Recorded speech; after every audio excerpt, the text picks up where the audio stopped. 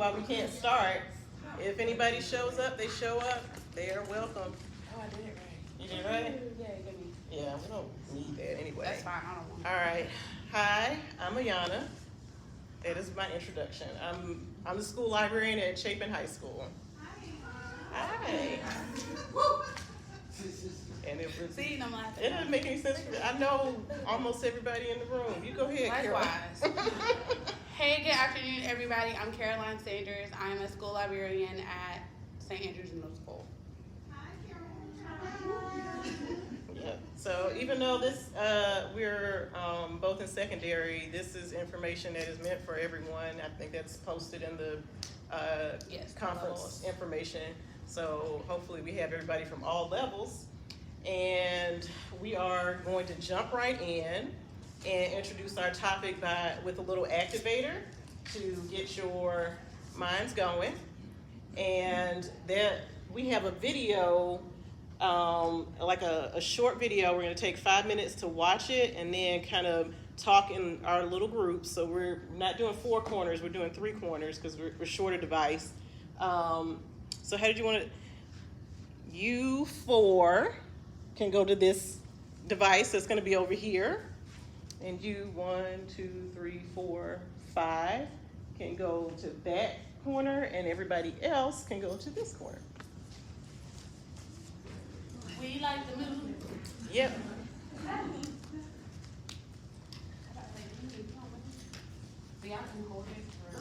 Yeah, you should probably just pick it up so everybody can see. Once everybody's in your corner, you can pick it up and just press play.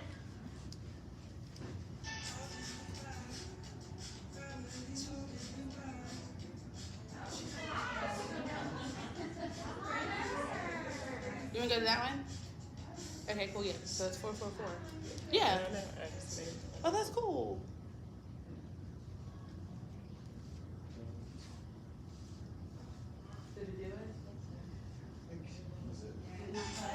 Yeah, it's really short, and you have to read it.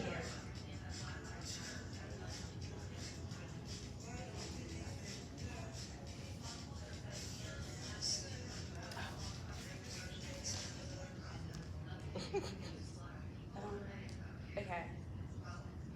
So once you saw your video, you can kind of talk about what you've seen. Yeah, they can.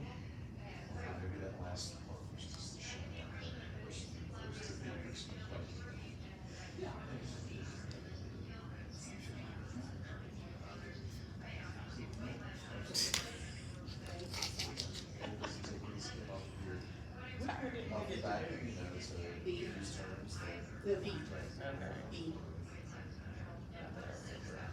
Oh, it was this one I had it on my phone. Oh, okay, I know, yeah. This one. The disability? Oh, okay. That's what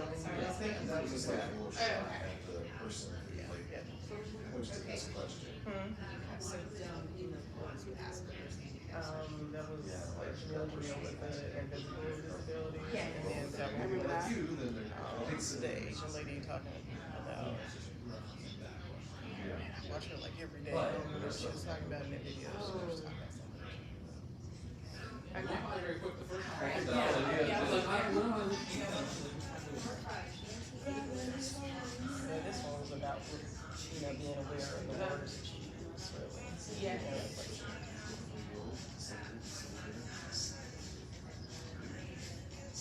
So the first 2, we're just being very specific, saying we're not using that last sentence. Also, just a little shot.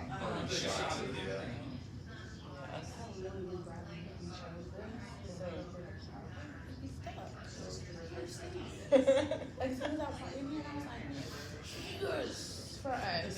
Yeah. Because you can follow a screen that scrolls. So, and you're like, I don't know. You just look at them. Look at it. Look at it. Sorry. Take 1 more minute to wrap up. Yeah. Well, that's why at first I was trying to figure out context and rules.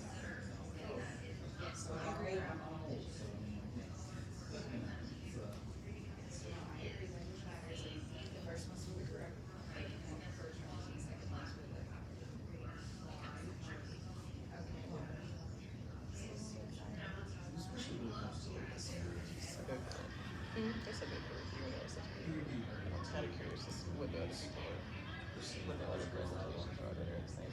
I did not read. Oh, one was actually when I wanted to go to an outside. Cause she present, like I met her this morning at the emerging leader thing. And I was like, oh, you present? She's like, yeah, but we just at the same time. I was like, oh. Yeah. All right, guys, come on back.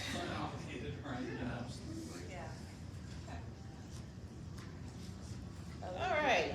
So I thought, well, Caroline and I thought we'd start out talking a little bit about empathy, and we decided to use the TikToks to introduce our topic because I don't know how many of you are on TikTok. It can be a little addictive, but there are so many voices on TikTok, and it has become a really interesting kind of place where you can hear so many different perspectives. And I thought this would give you a kind of a nice entry point into the conversation about diversity. And so one group over here, you guys we're listening to, well, watching, because it really only had, it was really reading. But that was an author, I forgot who that was, but I forgot her name. she's a young adult author. I mean, I know we have her books in the library. And she was talking about the language that you use and replacing ableist terms with, some terms that are actually used and embraced by people with disabilities, disabled people. So that was one video. One of the videos was the actress Jamila Jamil, who might be familiar to you, and she was talking about her Ehlers disease, and that is an invisible disability. So unless she told you, you would have no idea, but it has an impact on her daily life. And then the other video, somebody's gonna have to refresh my memory. What was your last video about? EDS. EDS. That was. Oh, that was the one that was about EDS. Okay, what was the other video? Oh, okay, right.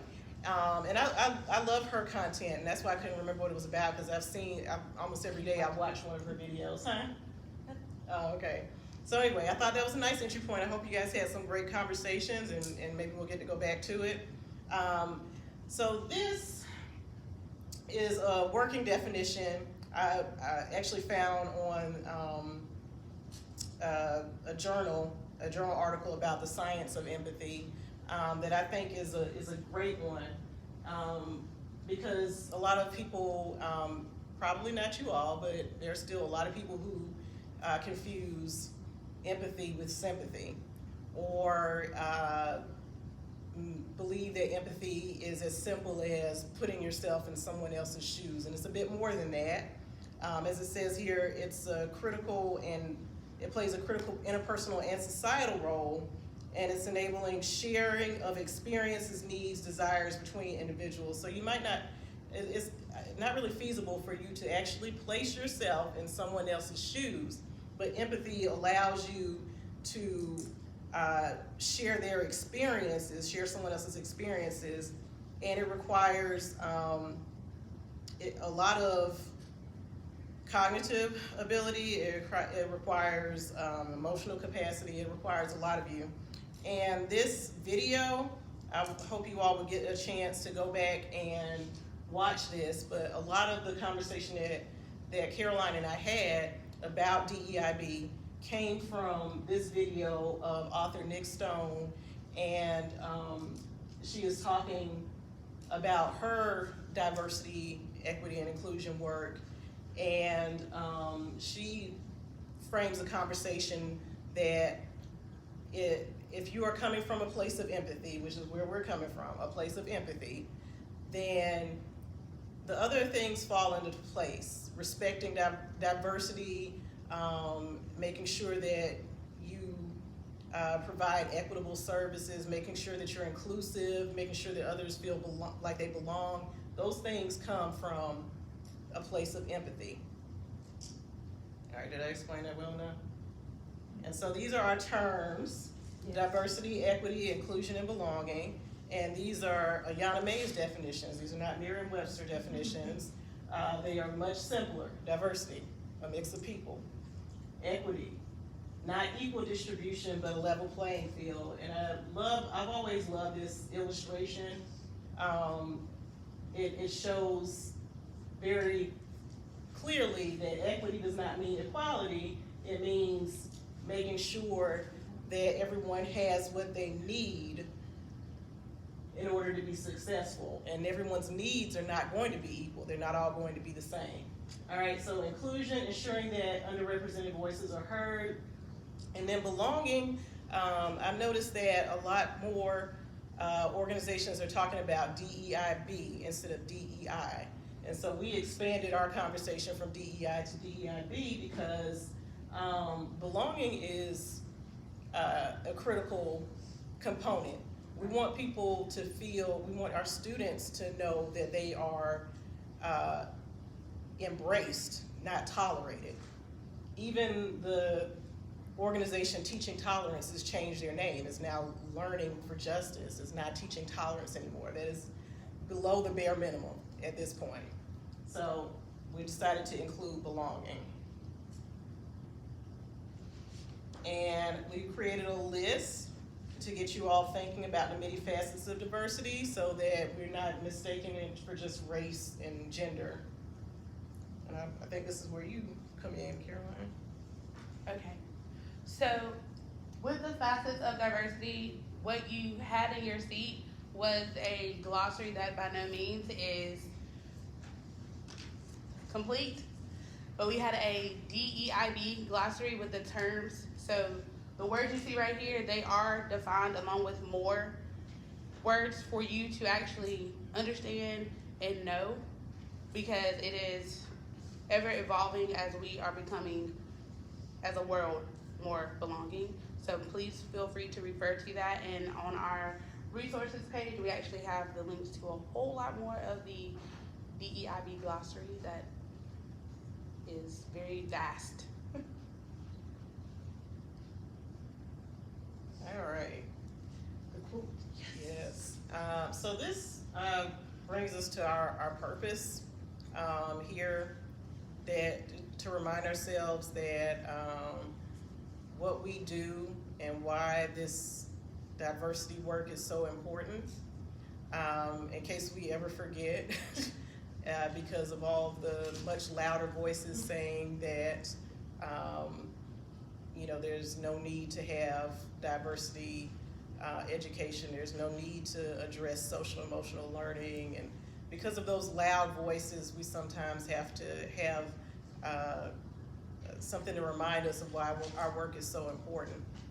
So I'm gonna read this quote because I forgot to download the audio of Viola Davis actually saying it, and I'm sorry. It would have been much better with her, but these are her words.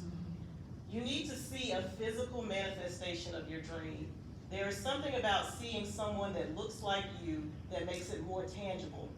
You can see it, you can touch it, and it gives you the possibility to look through your imagination and redefine yourself. The imagination is the infinite playing field where you can be reborn. Love this quote. And she was talking about Cicely Tyson and how Cicely Tyson impacted her life and why it was so important that she saw a physical manifestation of her dreams. And if we are limiting the material that we have in our library in any way, and folks aren't able to see themselves represented, if we're not paying careful attention to how we curate our resources and how we manage our space, then there are some folks who are going to be left out and never have the representation that everyone deserves. All right, so that's our purpose.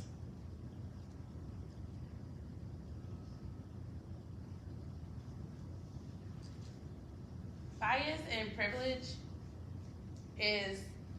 are terms that I think everybody's heard. Yes, thumbs up, yes, you've heard it? Okay. Yeah, I like people talking back to me. I will come up to you, I'm not shy when it comes to that part, so hey. When you have biases, everybody has them, because DEIB starts with yourself. A lot of things that we did today are personal because you have to know who you are. we know as professionals, we bring ourselves to work, whether that be the things that we're facing. Yes, we might not discuss it with our students, we might not discuss it with our coworkers. That's still one of the things that we carry. And what we've been taught, how we've been taught, are things that can influence what we do. Now, all of us went to library school. We know about how we should pick out resources and make sure you have the book for everyone. Okay, that's great. Did you teach me how to talk to everybody? Did you teach me how to make a display that was inclusive for everybody? Did you? Yes, no, maybe so, no? Right, that's something we had to learn. And based upon where you were, who your group of friends are, who your family is, your circle, that defines who we are. So, everybody has biases and everybody has privilege. Everybody does. We can take it to race, we can take it to gender, we can take it however you want. Socioeconomic, we can go down the entire rabbit hole. But we have to be aware that certain biases exist and certain privileges exist. So what do we do with it now that we know? The saying, when you know better, you do better. So we do better. We are the information catalysts, we are the drivers. So with this information, we say, how are we going to make it better? Which brings us to our sphere. Instead of classroom, you can do a classroom and library.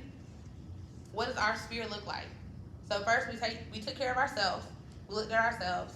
What are our biases that we might need to check that at the door and say, how can we use this instead? What is a better way to approach this? And we had our privilege. Okay, so what does that look like in our classroom library? What does that look like when you're teaching a lesson based upon, saying we're teaching research and someone has a question, but based upon your interactions, you might not address that person the correct way, the quote-unquote correct way. Not the, hey, how are you? You answer the question. What I'm saying is how we actually do our day-to-day library tasks. Well, how do we greet a student when they come in? So I have a question in real terms. If you're having a bad day at work and a student comes to you and you've just had it and you've had a really bad moment, what do you do? Anybody? Y'all had good days at work? Let's come on now. This is a real room, safe space. I try to let the student know, be like, that I'm not in my best place right now. Like, I try to preface that, especially if I can feel myself getting testy. Yes. Be like, it's not you, it's something totally different. I had to apologize to a student one time, really. And I told her, it's not you, baby. I'm so sorry. It's just one of these days, I'm just being piled on me. And I apologize to the student. I just said, it just came off kind of mean and ugly. And I did. I apologize to the student. Right. So I think I'd be so surprised when I said, I'm sorry, that was not what I was trying to say. And they're just like, I don't know, just apologize. Right. And I think that's huge. I know, It is. And that- you know you're my best friend. I'm like, get out of here. Right, just because But you did something because I human, though. apologized to her. She think I'm a quote bestie now. You gave her a space that Yeah. that felt like she belonged. And that, You literally just did that. it's kind of, Yes, ma'am. it is a little sad to think that, that's still huge, that some children, most children, I suppose, aren't used to an adult apologizing to them as if we're always right or something. That's just not right. But I think that's a very good point that she's making. Like, we are able to own those emotions, and when we're not having a great day. But are you able to own those and reflect and identify those biases that you have? Are you able to admit that you are in a place of privilege in some way? Because, it's very difficult to do, but it's very necessary.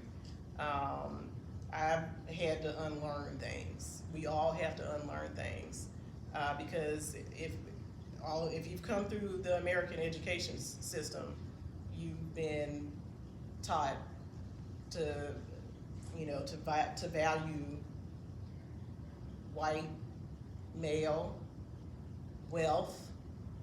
I mean, that's basically that's what we've been sold. And we have to unlearn a few things in order to, and heteronormative, we're a heteronormative society. We've got to unlearn a few things if we're actually going to be able to be there for our students who need us more than ever at this point. Oh, you're fine. You're fine. I was gonna say in your library, that's kind of like our space. I will always tell my students it's our space because we share it. Your school, the place that you spend most of your time. I mean, how many of us literally work our 8 and go? Anybody in here? You stay after school. Hand down. I coach cheerleading, that's good. You're still there. Good. Sometimes for those of you who have those meetings though with your administrators, that's the same thing, guys. Sometimes we have to come with, well, not sometimes, every time. We have to come from a place of empathy as well when we're having these meetings with people who are higher up than us. And we need to look and say, hey, what might be some of my biases towards them? I know for me, I'm like, you have more money than I do because you make more than I do. That's what I say every time.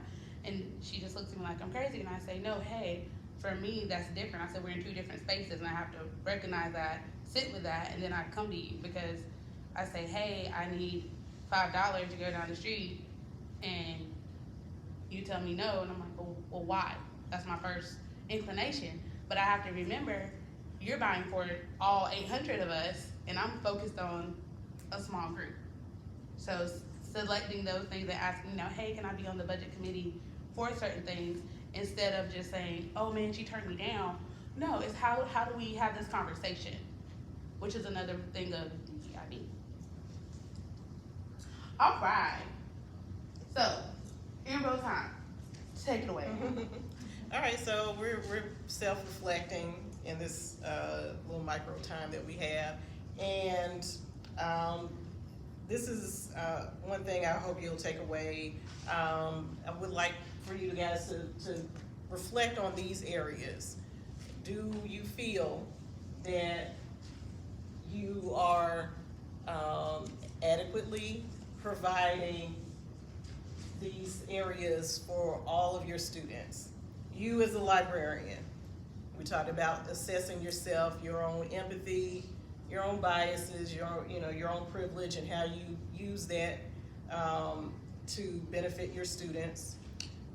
We didn't really talk about the collection because we've talked about that ad nauseum as librarians about assessing your library collection. But even with all the tools that we have, I guarantee we all still need work. And I definitely try to find resources to address my blind spots, is what I call them.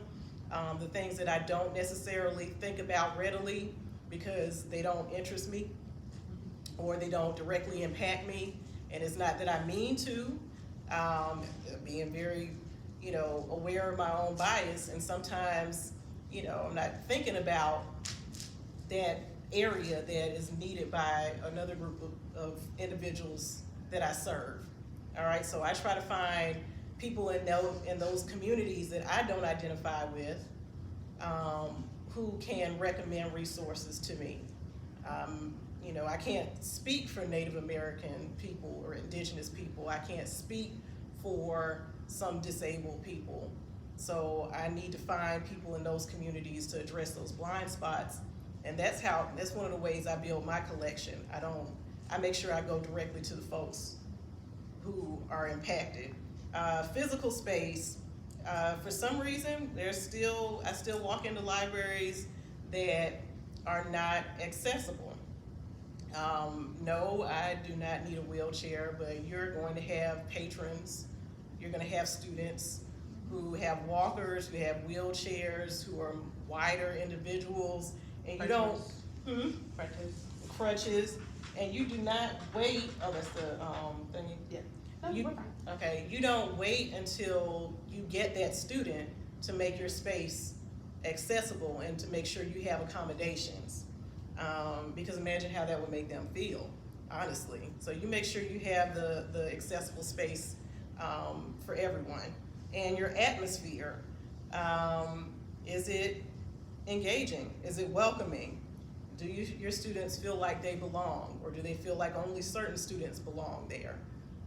So those are some of the areas that you can assess. And there's a nice little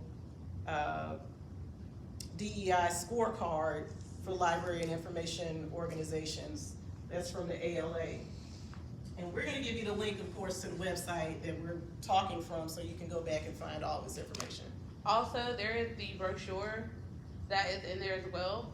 We broke it down into the 5 roles of a librarian, and under those 5 roles, we are using the current standards, and we just give you certain things, certain bullet points, and feel free to add on those, add more onto it.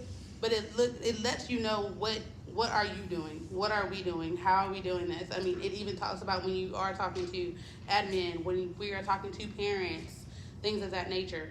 Like, what are we doing when we have for instance, your programs. Are your programs what you want to do, or what your students want to do, or what your admin told you to do? And then who are the students in that program? Do you have any multi-language students in there? Do we have any students that are special needs? Like, do we have that? Because if they talked about it, 9 times out of 10, we all know our students talk. Okay, well, let me see that one. Hey, come on, invite them in. So it's things that we can do all the time. I know in my school's mostly Black children. I know that. You can look on my website and see that, St. Andrews Middle School. However, in all of my clubs, it is literally a mixture of white, Black, our ESOL population, multi-language learners. Our special needs children, we invite them every time because we want everyone to belong. So that's one of the ways that we literally don't think about it. We're just like, well, hey, we did the club, that's great. No, well, what students am I serving with this club? Have we asked our students, emailed them? Well, depending on your level that you're in, elementary, you might want to talk to them instead. Middle, high school, have we done a survey on what they want? We do a survey about books. Hey, you can suggest a book anytime, I got it. Okay, that's great. When was the last time we surveyed them on how do we feel about what we're offering, the services we offer? Is there something else you want? Things like that. Let me go back down to the bottom. So I want you guys to just take a minute or two and just think about these next steps. This is just my suggestion, our suggestion of what, one way that you can take what you started thinking about here and actually go into action when you leave. And if you don't have to talk to your neighbor or anything, but I just want each of you to think about 3 things that you could implement that would impact DEIB at your school. 2 behaviors that you could change. So that's that self-reflection piece. And 1 person that you can collaborate with on an initiative. Just take a minute and think about that. And if something immediately comes to mind and you want to share, we'd love to hear it. Especially, some of the things that you think that you might need to change, that you would like to do when you go back to your campus. With that last one, somebody you can collaborate with. If you go back and look at that video with Nick Stone, she talks about having not just allies, but having, what she called them? Accomplices. Yeah, accomplice. Yeah, she said she moved on from looking for allies to looking for accomplices, because you all know where we are right now.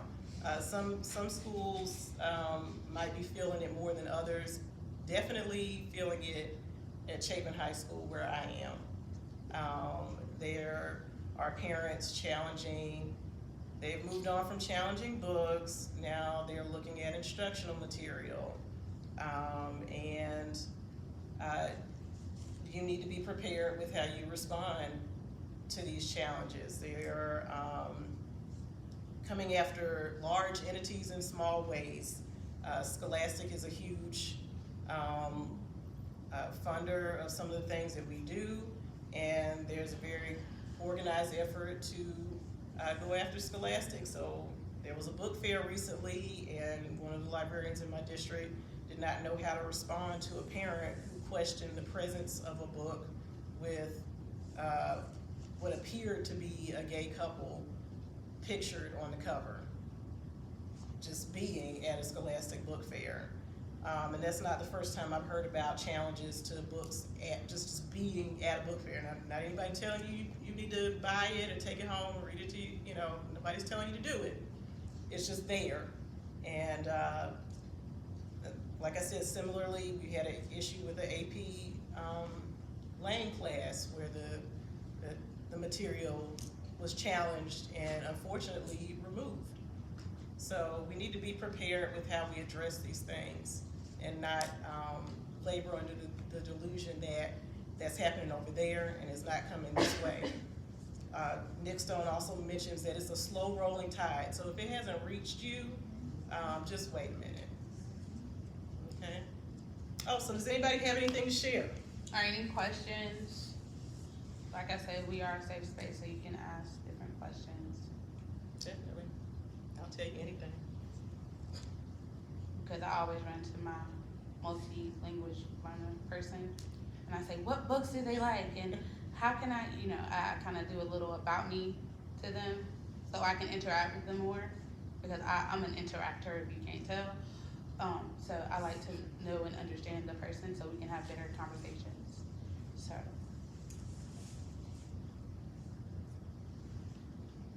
Anybody want to share?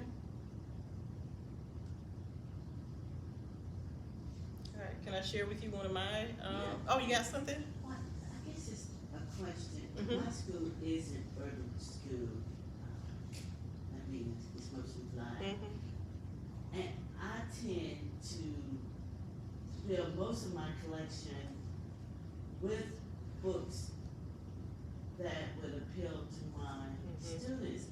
And I think I'm not doing a service to my Hispanic population.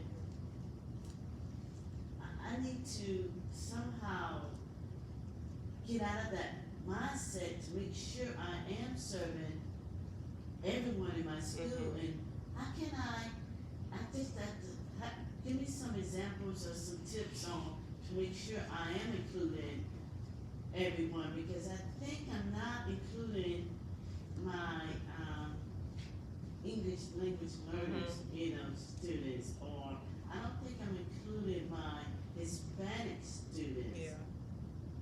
Should I buy books? Well, I think that you make a good point, and you probably I think it's because I'm biased. I go, ooh, I like that book. Yeah. And So that was- because I know my population, I know what they like, And- especially these burger romance books. Oh, they'll like that. I don't think But about others. you're recognizing that you have another segment of your population. I literally forget about them to afterwards. Yeah. But what I mentioned earlier is I think about my blind spot. So you recognize it's a blind spot, and I look for people like I'm gonna add to this. This is a wiki, all right. So we created a wiki meant for us to all share, so that like you can see the things I put on there, but then you could go back and you can add things to it. But when I know I have a blind spot, I'll find somebody to fill that in for me. So I look for Hispanic authors who are very active on social media, or booktubers. There are like a lot of people on Instagram and YouTube who are sharing, but I look specifically for folks who are in the communities that I feel are underrepresented in my collection, in my school, so that they can be the voices to tell me what I should be buying. You know, we've had in the past a lot of people, Joyce Carol Oates, telling stories for other groups of people. You know what I mean? Like, they were your go-to authors that were telling stories about Black characters, but they weren't Black themselves. We have people that are telling stories about indigenous characters, but they're not indigenous themselves. And then we started this whole Own Voices movement, which I could go into that, how people try to co-opt that as well. But look for those people who are, you know, content creators who are in the communities that you feel are underrepresented, and that would help. Also, if you want to talk to the students, ask what they like to read about.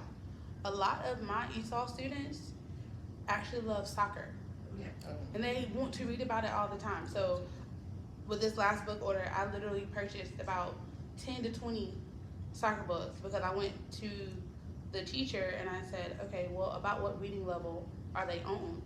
So I ordered the books based on what I had, and I said, okay, they'll be willing to check this out. Yeah, and we have a. And I mean, I do different languages. I mean, that's right. it's. So we got a good Korean section, good Spanish section. When I was at Columbia High, I was looking so hard for books.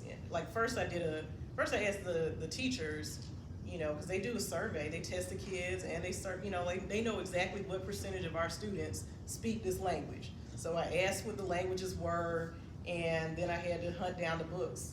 And I couldn't find anything in Korean. I could find like 2 books in Korean, which I didn't know existed until I got to that school. I was like, who's Karen? Oh, it's Korean. Oh, that's your language. You know, I recognize my own ignorance and try to fill in those gaps, like I said. And some of your high interest reads, get those and then another language. Like everybody loves Diary of a Wimpy Kid. Yeah, I think they do. So get in the language that their native language. Yeah. Like, Yeah, I've got Twilight in Korean. It's great. Anybody thought of anything else? We have a couple more minutes. Love the discussion. I guess like behaviors we're trying to change. One thing I've been watching is gendered language for groups with the kids.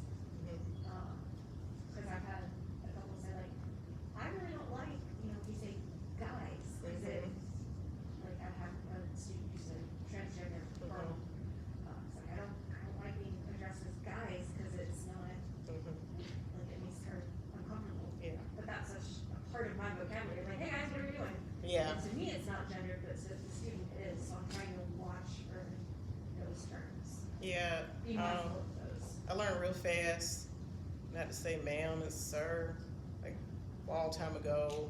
Like, you know, it's just a Southern thing. Oh, and that was hard to It's- erase and with then, Southern. you You know, can use y'all. It's co- gender inclusive. like, you know, you catch yourself calling the wrong person the wrong thing, and then you're like, oh, yeah, I could just not do that at all, and that would, you know, avoid these moments where I made some student feel awful, you know. So that's a good point. That was one of the things I unlearned. Yeah, that's a good one, because I had a student come to me to say, I didn't have enough LGBTQIA plus. books. He said, because that's the way I am. I said, look, you love who you love, and I will order you a book. I will order, you know. And you can, and like you say, you could do Yeah. you could do the diversity audit, and you can see exactly how much you have. I guarantee you probably have a lot of LGBTQ books, because there are a lot being published, like a whole lot. Yeah, I had that. I had a lot of them now. And a tidbit for being where we are, because one of the pieces of information in the brochure is knowing your surroundings, knowing your students, knowing your community's demographics. We are aware that some people in the state of South Carolina have more conservative counties than others. There's still a way for you to be able to get those materials. You know, if it's labeled mature, I actually got that from someone today who works in a very conservative district. She actually has them seen, but they're in her office. So she has a sheet that the student and the parent fill out. So they still have the information. So we still have it as information holders. And you are able to still say, hey, my child wants to read this. And she says, okay, your child fill this out, parent fill this out, here you go, here's the book. So she's still able to order these materials and not have this whole outcry of why and why, because that's the area she's in and she knows that that area is very, very conservative. So But I'm just another thought for those who might be in that area. I'm not sure where everybody's from. So we do know we have a lot to take in when we are doing what we do. But I'm in a high school, so you She's know. in the middle school. Oh yeah, that's what I'm saying. I'm in a high Yeah. school, so you know I'm making them read it, but so I'm not. It's available for the ones who might need those books. They're available. So here's our wiki, and the website is sites.google.com/view/SCASL 2023 DEIB. Really long. Sorry, it's a Google site. Right click and make it a QR code, and then we can see it. What do you want me to Right do? click and make it a QR code. That's too much. All right, fine. How you do that, Aaron? Why don't you right click and make it a QR code? No, show me how to do that. I'm about to say just copy me. Is it on my Google thing on the side? It should be. I mean, that's brilliant. I wish I had thought about putting it on the brochures earlier. Oh, okay.